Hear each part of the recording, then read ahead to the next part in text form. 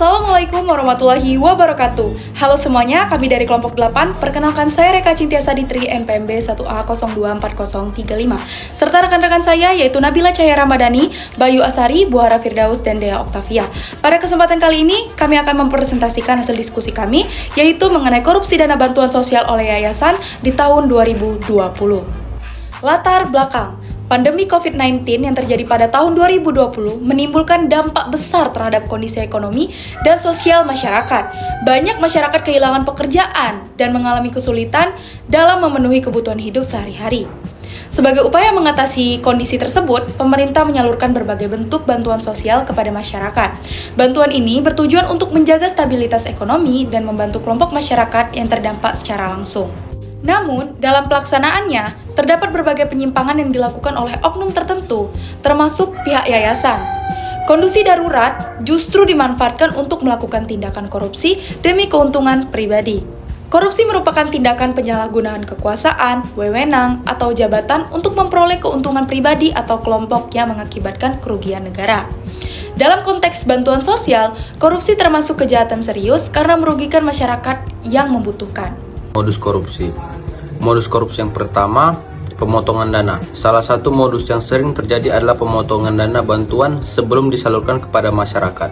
Bantuan yang seharusnya diterima secara utuh menjadi berkurang karena ada pungutan ilegal. Modus korupsi yang kedua adalah penggunaan data fiktif penerima bantuan. Data tersebut dimanipulasi agar dana dapat dialihkan kepada pihak tertentu yang sebenarnya tidak berhak menerima bantuan sosial. Modus korupsi yang ketiga, selain itu, terdapat juga praktik pengadaan barang yang tidak transparan, seperti penunjukan rekaman tanpa prosedur yang jelas serta markup harga barang bantuan. Pihak yang terlibat. Korupsi dana bantuan sosial biasanya melibatkan beberapa pihak, antara lain pengurus yayasan sebagai pengelola dana, oknum penjabat yang memiliki kewenangan, serta pihak ketiga yang terlibat dalam pengadaan dan distribusi bantuan.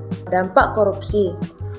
Dampak utama dari korupsi bansos adalah masyarakat yang berhak tidak menerima bantuan secara maksimal atau bahkan tidak menerima sama sekali sehingga memperparah kondisi ekonomi mereka.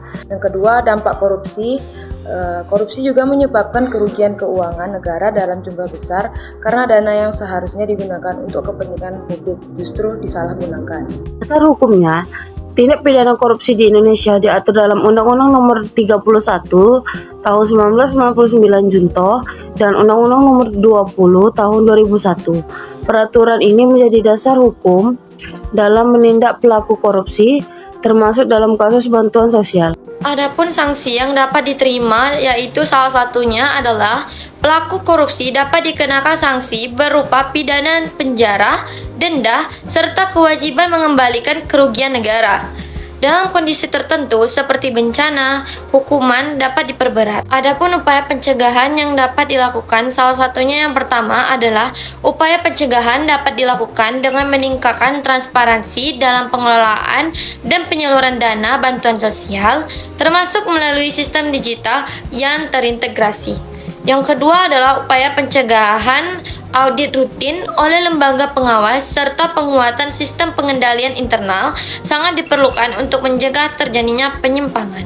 Kesimpulannya, korupsi dana bantuan sosial merupakan kejahatan serius yang berdampak luas terhadap masyarakat, terutama dalam kondisi kritis. Oleh karena itu, diperlukan penegak hukum yang tegas, sistem pengawasan yang kuat, serta kesadaran bersama untuk mencegah praktik korupsi. Jika ada salah, saya memohon maaf dan kepada Allah saya mohon ampun. Wabillahi taufiq wal hidayat. Wassalamualaikum warahmatullahi wabarakatuh.